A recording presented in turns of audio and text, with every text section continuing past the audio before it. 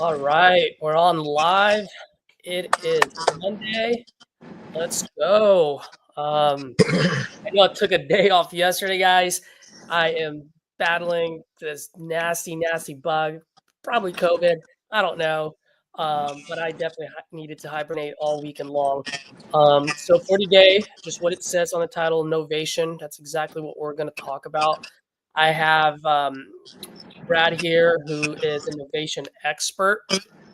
So I have him on today to discuss his process, what innovation's about, how you can use them. The way I'm looking at it is I want to master and have that hedgehog concept on the cash deals. And so whenever I come across a innovation deal or a creative financing deal, I go to people that's an expert in those fields, right? So in that way, I can continue to spend my time and energy on what I'm good at and what I'm mastering, and still get paid on the ones where I'm still learning, right? So it's good to use the resource around you. But before we get into it, I just want to do a quick intro for some of you who are new to the channel. My name is Caesar. I started wholesaling in November of 2023. The first 12 months, I did over $100,000 of assignment fees, closed and funded. So I'm just a regular guy who left the 9 to 5 grind to create freedom and legacy. So this channel is all about documenting the real journey, the good, the bad, the ugly, the wins, the struggles, and everything in between. And really, the main goal of this channel is to grow together and inspire each other to action. So no excuses, just moves. So without further ado, Brad, feel free to introduce yourself here. Hey, what's going on, guys? I've got this streaming to my audience. Guys, what's going on? Caesar's audience, thank you for joining, everybody.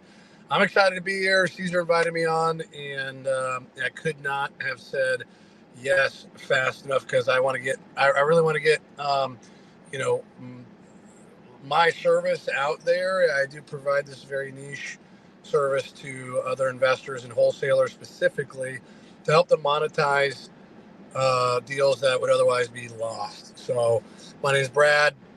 I have been in real estate for about 3.5 years now. I started with another team and just a couple months ago left out my own. I have me and another partner. His name is Dylan, who has been with me for about a year.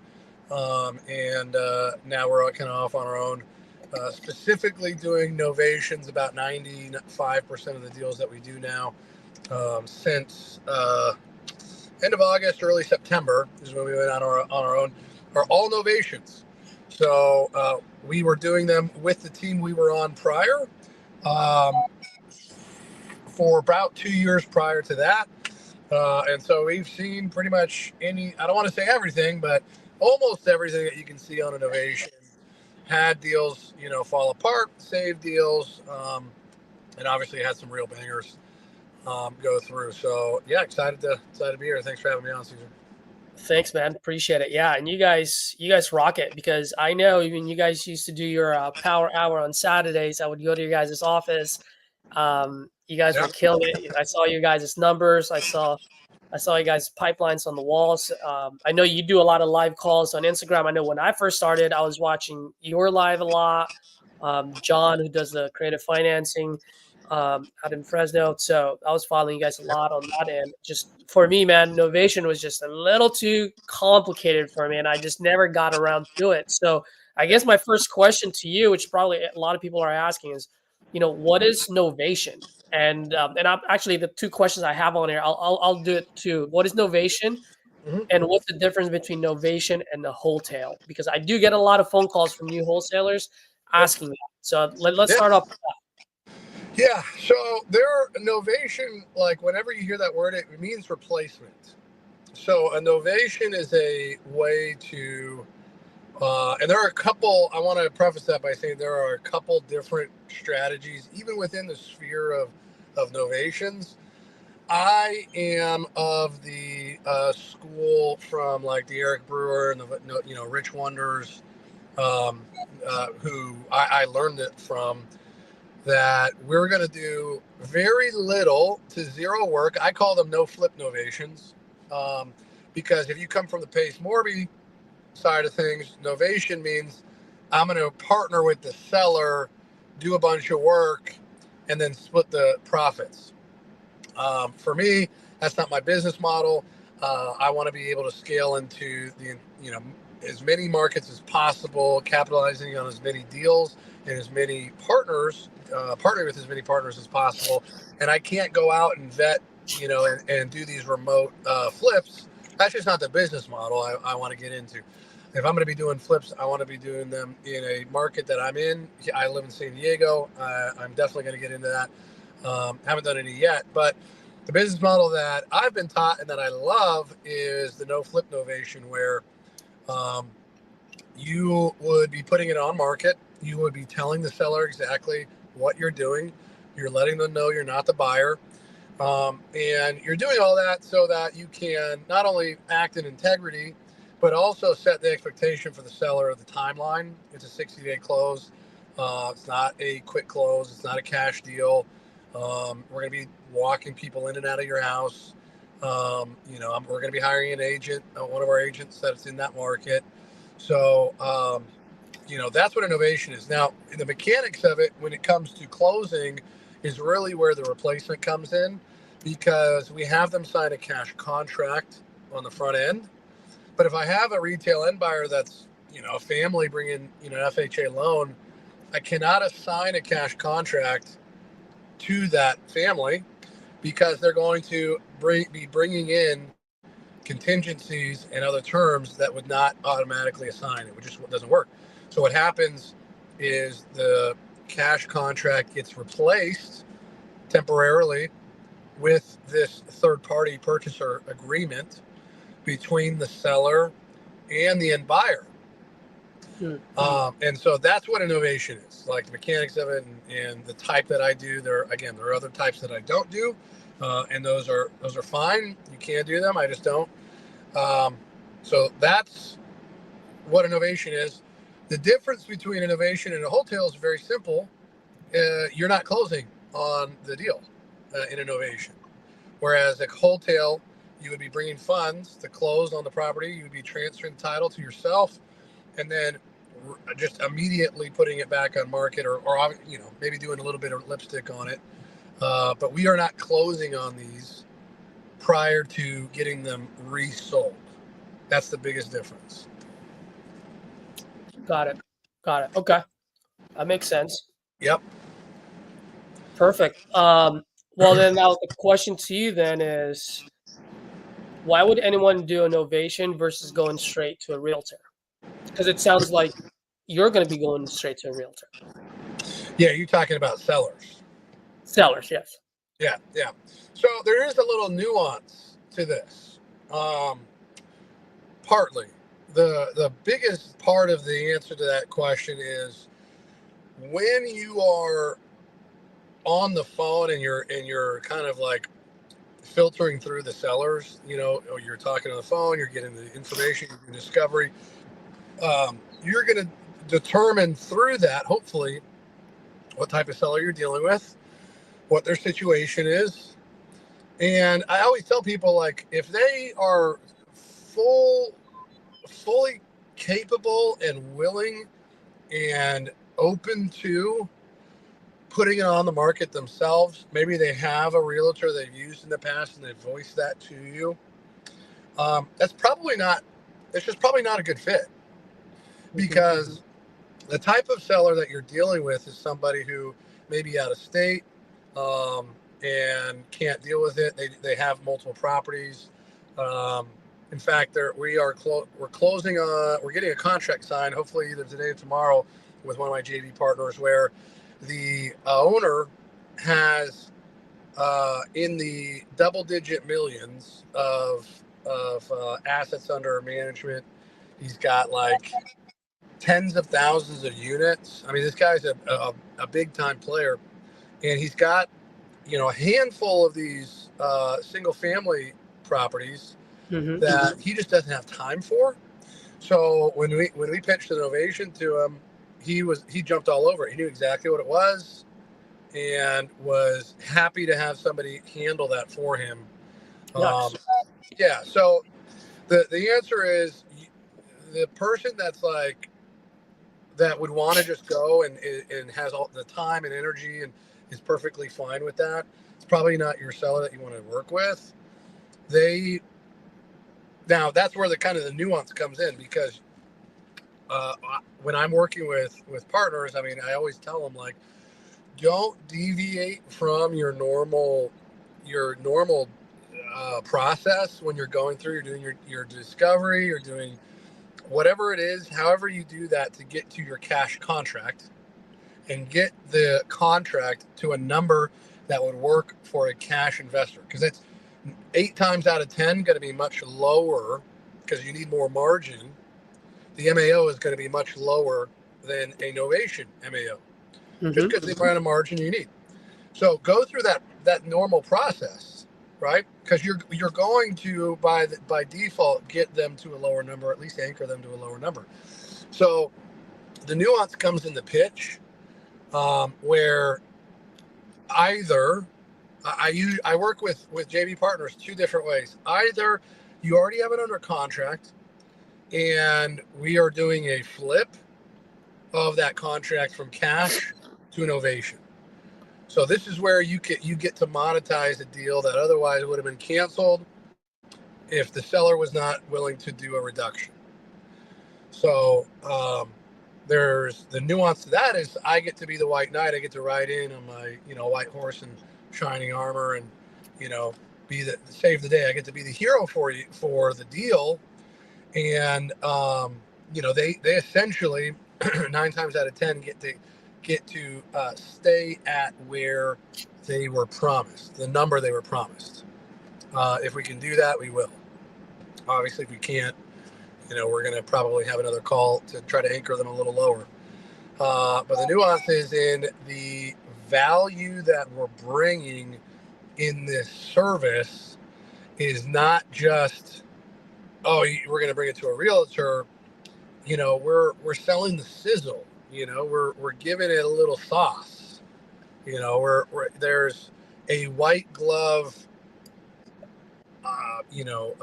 aspect to us handling everything, the seller getting the speed and convenience of a cash offer, and not having to do any of the work, having a guaranteed number that they're going to walk away with. If there are any realtors watching, it is very similar to a net listing, where we have a set number. You as the seller are agreeing to a number that you want to walk away with. You're like, if I want to get here, anything over and above that, less costs that you walk away with, I'm fine with. I don't care. Obviously, you need to get paid. And so it doesn't matter if it's $1 or $1 million. You walk away with that, you earned it, and we're good. So that's typically how we're pitching it when we're talking with them. Obviously, we're not getting into that, but it's a service, right? It's not just, it's a very hands off. They don't have to be part of it. People that are out of market, or that it's not a primary residence of, are good, people that would be a candidate for this, because they have other things to do. They may not be able to, because you got to think about it from a seller's perspective. They've got to find an agent. They got to hire them. They got to vet them. Got to make sure they're getting a good one that's going to do what they say they're going to do. They got to stay on them. You don't just automatically put a house on the market and it sells. You got to stay. Ask me how I know. I deal with these people all the time. And a lot of, the way that we do it, we weed out the bad ones. But if you get a bad one, you're stuck with it. Yep. And people have been through that before if they've sold a house or two, even just a primary residence. So, yeah, they have an aversion to it, and we provide a valuable service that can get them the amount of money that they want to walk away with. And a lot of times when we're flipping the cash contract to a Novation, you as the wholesaler end up making more splitting it 50-50 that you would have on a total 100% cash assignment fee. Oh, explain that. That sounds very interesting. Well, it comes down to numbers, and I don't want to say every deal ends up that way, But the way that we underwrite is for a minimum 30K novation fee that's split 50-50. So what's your threshold for a minimum cash assignment? Is it $5,000? Is it $10,000? You know, and you're doing all the work. If you're a solopreneur, you've stopped acquisitions to sell, to do the dispositions on one deal to get $5,000 or $10,000. Well, you can hand it off. We handle everything, and you'd walk away with 15 at the end of it. Nice. Scenario. So it all comes down to the margin needed and the number that we start with. And we can get into kind of like comping or MAOs. I know you had a question about that. I don't want to steal our thunder from later, but it's what we can, go for it. We can get into that. I was going to ask you too, is because you said something earlier. So let me see if I got you correctly. So one of the strategies is I have a cash deal and it doesn't work. I'm not getting any buyers, right? Not getting any end buyer for the cash deal. Yep. So if I'm not getting any end buyer for the cash deal, then most likely I'm overpriced on that. It's the reason why it's not selling. Right? Almost 100% of the time, yeah. So if let's say I'm supposed to be here, but I'm here right now, and that's why no one's buying it. So now I may have a Novation deal. Now, I just want everyone to know, just because it's not working on a cash deal doesn't necessarily mean it's going to work on a Novation deal. Because if this number is still higher than where the Novation deal has to be, then it's still a dead deal. So I just wanted to clarify that for people, because I don't want people to be like, well, you said this, and then, well, how come it doesn't work? Like the margin still has to be there. You know what I mean? Yeah. And I mean, you know, my process is pretty simple. I mean, you can see my website is right here.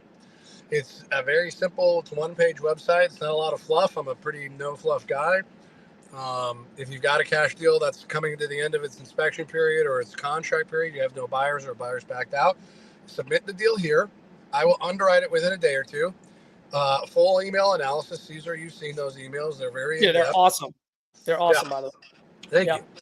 And I do that because I want you to know I'm not coming up with this and just pulling this out of my butt. There's a full analysis that goes on because I want to know, you know, with the limited resources that my team has, time being one of them, that we're not filling my pipeline with junk, and I'm not giving you this expectation that this deal is going to close, and we're not dragging the seller. You see what I'm saying? So it needs to be able to close. Okay. And so I need to underwrite it well. That's why I do that. But if it passes inspection, right, underwriting, then we're gonna close on it. We're gonna get it done. So where was I going with that? The numbers. I think you were talking about the MAO. Is that where you're going? Yeah. Well, yeah. So you were saying you're here, but you're here, you need to be here. But just because you're here doesn't mean, you know, if it's still over the Novation MAO, it's still not a deal. That also doesn't.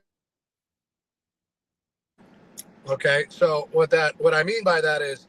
Hold on for a second, Brad. You got cut off there for a second. What did you say? Oh, I said that also doesn't mean that it's not a deal. Yep. Because I've had multiple deals that we were able to get a reduction on the same call. Oh, nice. Okay. Yeah, so that's possible. And we closed, actually one of our bigger ones this year was a $40,000 profit for the Novation fee on a deal that was about to die, with a seller that I flipped to Novation and reduced by I think it was $18,000. Wow. On a $130,000 house or something, somewhere around there.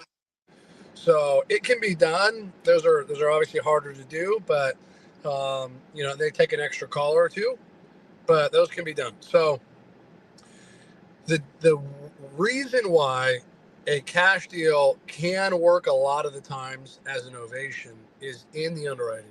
So everyone knows, or should, right? All the wholesalers know, you're 70% minus repairs, minus your assignment fee, equals your MAO. That's pretty easy, right? ARV times 0.7 minus repairs minus assignment fee. Depending on the size of the house and the value, that rehab plus your assignment minus that 30% you're taking off the top ends up being a 50% margin off of your ARV. Mm-hmm. Okay, 50%. So Yep. 50 cents on the dollar of it, of the updated house is what you need to get the cash contract under or at, right? Yep. That's a huge margin. Well, for Novation, we're not taking ARV. We're taking what I call your as-is value or your current value. I think Rich calls it his current condition value. I like that. But what can you sell for? What can you list for in its current condition today on the market and elicit an offer that would close within the first 2 to 4 weeks? That's the number we want. Okay. So instead of ARV, we're doing our at that number, our as is value, Yeah. times 0.9. Okay. So we're taking 10% off the top. That is selling costs like commissions and closing costs. And then it leaves a little bit of margin if you need to do a small repair. What I've found is the biggest ROI is cleanup, interior and exterior cleanup, so that the property shows better. That by and far has I mean, it's like maybe $300 to $500, maybe $600 if it's like a big house and it's pretty messy. Plus you're outside, you're talking about $1,000 all in maybe for interior and exterior cleanup. I mean, that could get you an extra 20 or 30 grand on the listing. Huge ROI, huge return on that.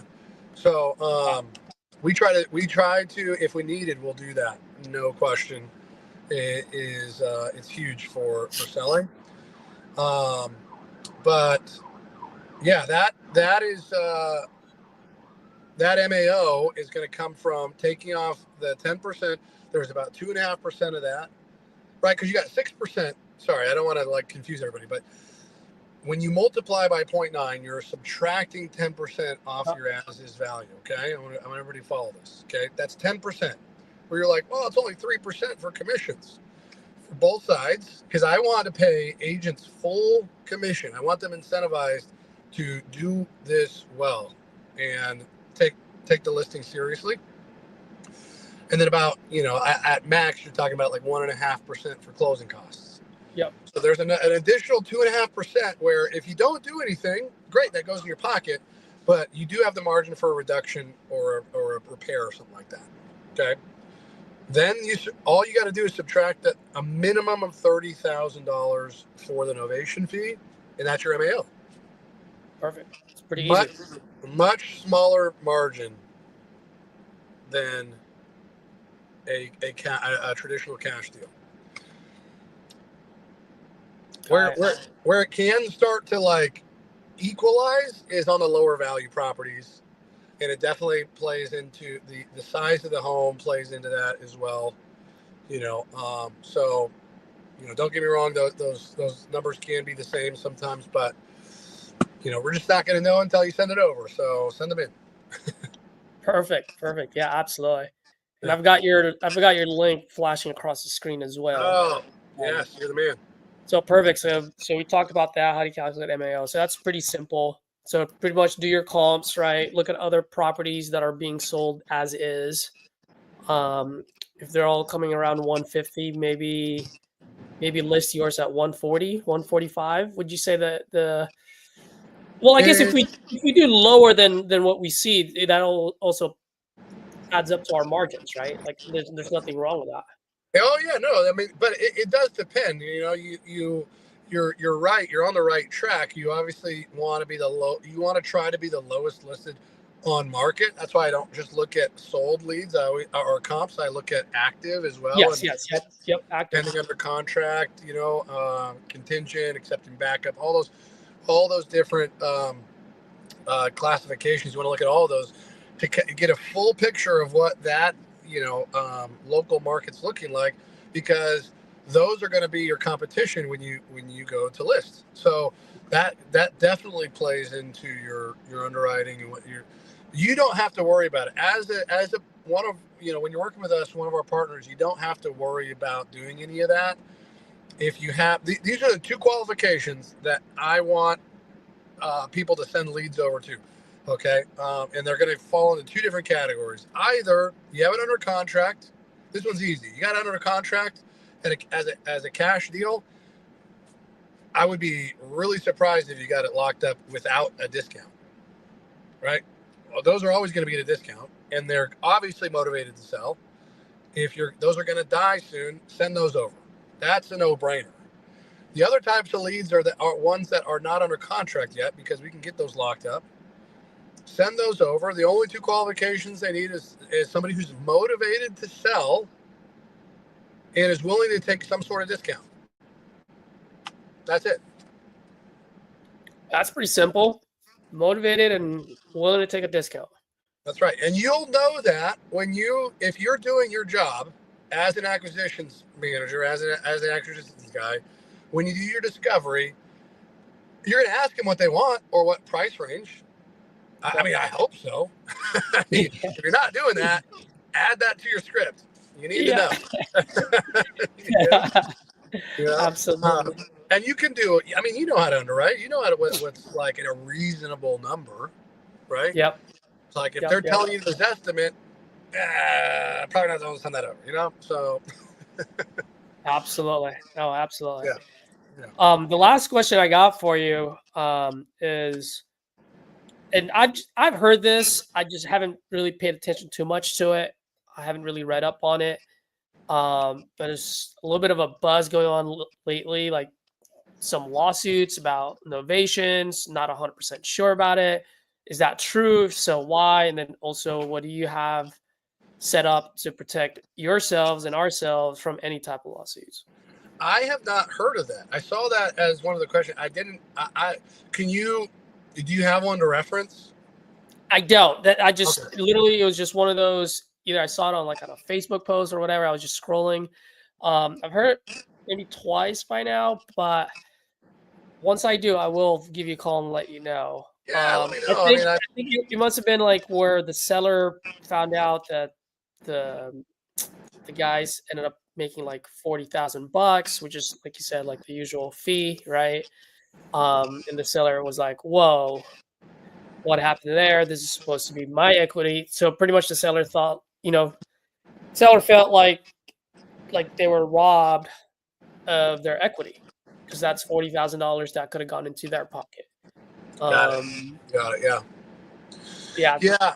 I mean, this is I believe that's how it went. I'm paraphrasing a lot of things there, but yeah.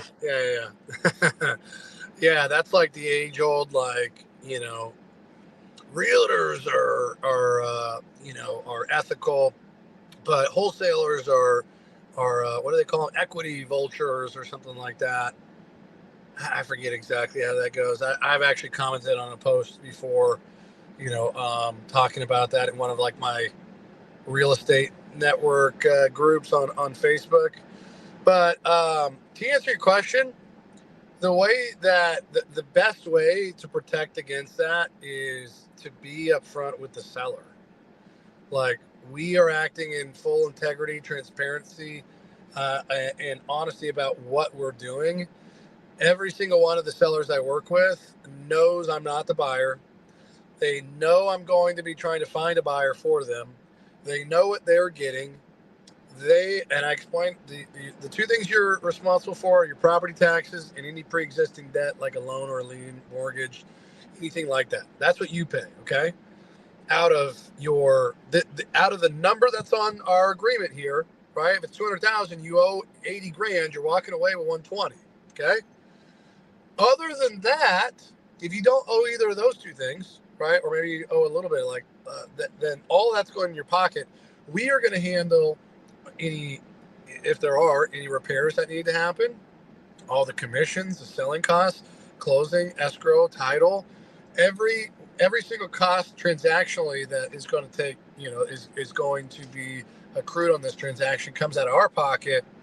So that's the first step, is making sure that you're not trying to do this as a wholesale. Yep. where you're like, because it's not going to work. It just does not work. It does not work. Us, especially if this is a primary residence, it's pretty much impossible. You will not get it done. And it's just not right. Just be upfront with them. If you're going to do this, be upfront with them. That's why I love doing novations, because I get to operate in full integrity. And I sleep like a baby, dude. I sleep so good. Yeah. Okay. I know every one of my guys knows, or sellers knows exactly what's happening. And we get to update them throughout the process, right? And it also makes it easier too on the back end. If I do need to come with a reduction, hey, look, these are where the buyers are coming in at. Obviously we need to make a little bit. You know, I got to put food on the table for my kid. I got 3 kids. Okay, got babies. You know. Yeah. But here's where we need to be to move forward, right? This is where the offers are coming at. You know, here's where we need to be. It makes it a little easier for them when they know, like, you're just presenting offers and here's a new number. But luckily we don't have to do that a lot. So, and then the second thing is just the wording in the contracts. I mean, it's pretty ironclad. It's definitely in our favor when it comes to protection. They're basically sole. You know, I'm the escrow deposit earnest money is $100. We don't even do that unless they like really push it, which they never do. So that's their sole. What's the word I'm looking for? There's right to not equity. Why do I keep wanting to say equity? They're basically, if I were to breach a contract, which is not really any way to, my inspection period runs the same exact, it runs concurrent with the closing. I can back out at any time. But again, all of that is easily explained when they know this is not a traditional sale. I'm not the buyer, right? We're just setting terms. Yep. Yeah. So exactly. Yeah. When sellers are happy when they see how much we're making, you know, like if you did it right, they're like, great, good for you. We're happy with what we got. Exactly. That's all that matters. Yeah, exactly. So as long as we're all transparent, just do the right thing. I would imagine the people that they were working with were trying to do something, Shady. just trying not to, just shady. Exactly. Trying to, They probably got the contract signed that has the limited power of attorney, which gave them the right to put it up on the market, which they did without telling the seller. I'm just assuming that's probably what happened, and they saw it, and you know what I mean. Versus going, hey, here's the process. Here's what we're gonna do. We're not the end buyer, but here's what we can do to still get the money in your pocket at the end. Yep. You know what I mean? Well, the other thing is when I have an AIF signed, so that I can sign the listing docs. That's it. I'm just going to use that to sign a listing agreement with an agent on their behalf, so that we can get the property up and running. I can start the marketing, all that stuff. When it comes to having a buyer's offer and the closing docs, they're signing that. I'm bringing that to them. I'm having my agent send it to me. I load it up. I put it in my Panda doc, which is like a DocuSign. Yep. The seller is signing the buyer's offer, right? So we're not even to closing yet. They're seeing everything. I'm letting them know, hey, we have a new escrow closing date. Congratulations, we're accepting an offer. We're going to be closing on a new date. Here it is. Sign here. Okay. They obviously are going to see the price. Perfect. So it's not going to be a surprise. What I would imagine probably happened was they used that AIF to sign the buyer's offer, and then at closing, they were like, "Whoa, what is this?" When they have, because the HUD has to get, and all those documents notarized. Yep. So that's probably what I bet you. And so don't do that. Yeah. Just do it the right way. You know, be like, operate as an expert. You're a professional. Yeah. Right. And if you're not, bring it to me and I'll do it. Yeah, just don't be a piece of shit, in other words. Yeah, there you go. Yeah. All right, Brad. Z has a question here. It says, do you do any cleanup or renovations in your novations? Do you have a limit you are spending, or you are putting it on the market as is all the time? Yeah, great question. I did address that a little earlier, and I was saying, like, the cleanup is your best return. So 100% of it needs to clean up. We're going to do it. I typically, it's going to depend. I don't like going over like $1,000, like, maybe 1 or 2,000. But no renovations. I'm not putting in new cabinets or countertops. I'm not putting in new appliances, anything like that. That's just not the business model. And if you think that you need to do that, then you need to underwrite accordingly so that you can list it appropriately. Knowing that those things need to be done. That's great. Yeah. That's great. So you got underwrite appropriately or accordingly so that you can list it appropriately. There you go. I like it. That's a great line, man. Hey, dude, I just came up with it. That is a great line. Yeah, that's awesome.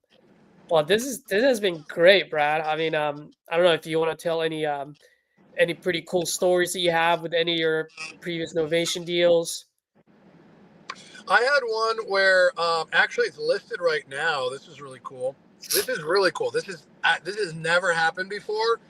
And this is one of Brandon's. So he brought it over. It was, and this is crazy too, right? It's locked up as a cash deal under the mortgage amount. Mm-hmm. They are fully expected to pay I think it was like $12,000. Yeah, I remember this one. Yeah. To get this over the finish line. Okay, so my job's really easy.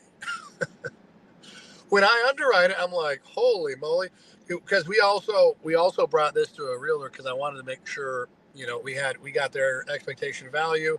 I got one in the area that has 2 of my Novations listed. Because she came as a referral and she's done a bunch, and she's been excellent. So $12,000 under their mortgage, and so when I underwrote, I'm like, whoa, we could be like 10 or 20 over. So basically, I was like, their expectations, they're not going to walk away. They're paying to sell.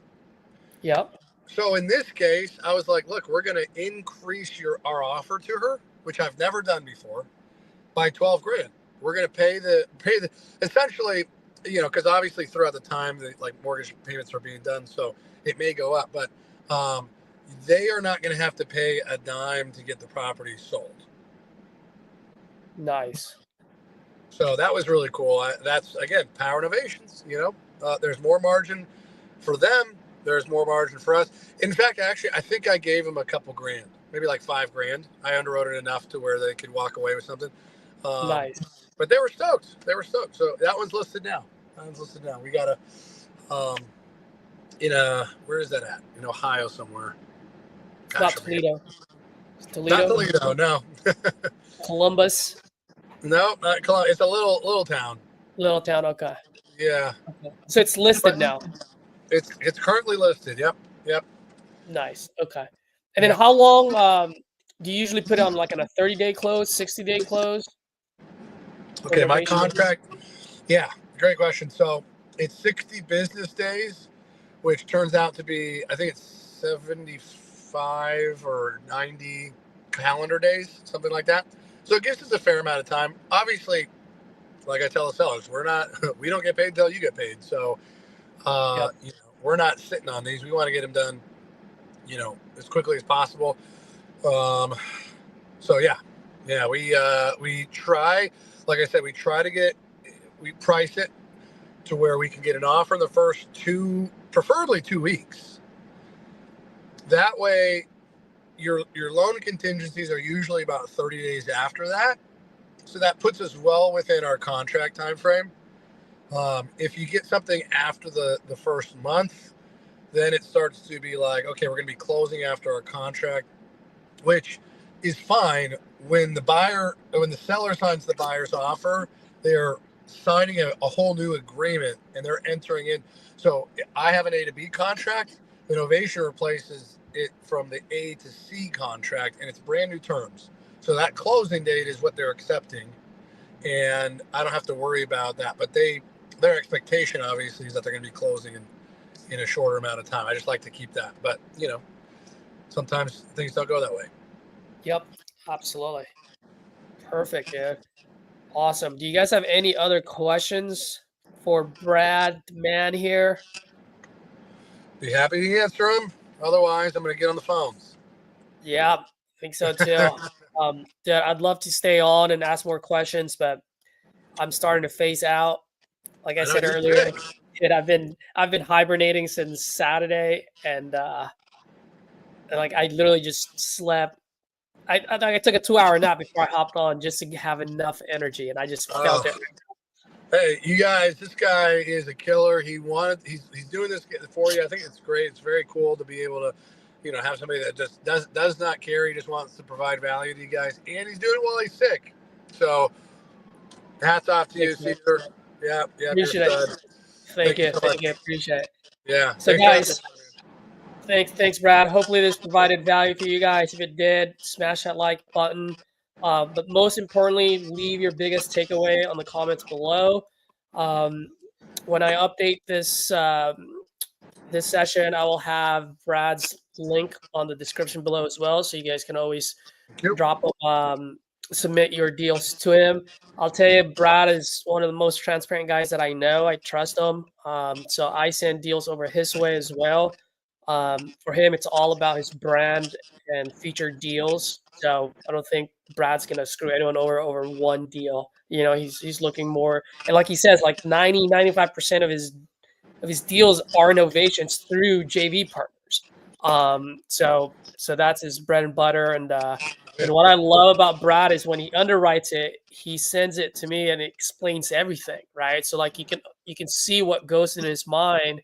So that way, anytime, so moving forward, when you have other deals, you're starting to look at it from Brad's lens, and now you guys are going to start clicking in, and next thing you know, you guys are going to start not only bringing in deals, but deals that are actually going to make it to the finish line. Yes, sir. Yeah, thanks for that, man. Yeah, I would never, ever, ever screw anybody over. I will screw myself over for you before I do that. Because, 100% of my deals are JV deals. 95% of them are novations. And I want you, it's about a relationship. It's a long-term relationship. If I can get you paid on one, you're going to bring more to me. So that's what I Exactly. want to do. Yeah, that's Hey, it.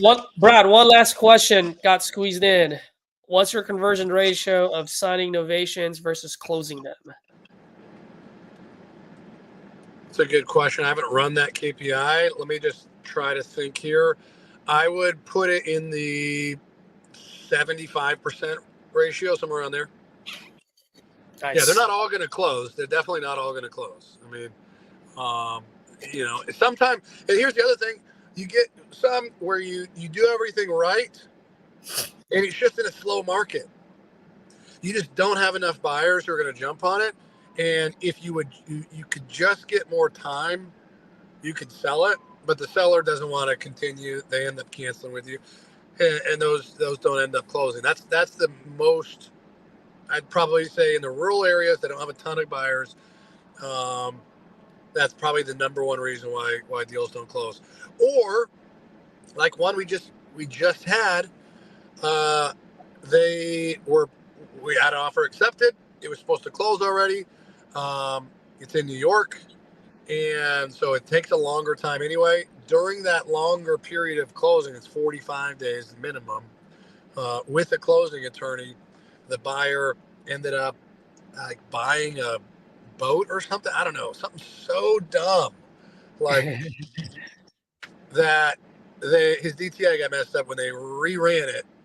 They were like, "Yep, can't do this anymore." And he lost his financing. So, Oh my gosh. what are you going to do? Yeah, what can you do at that point? Yeah, absolutely.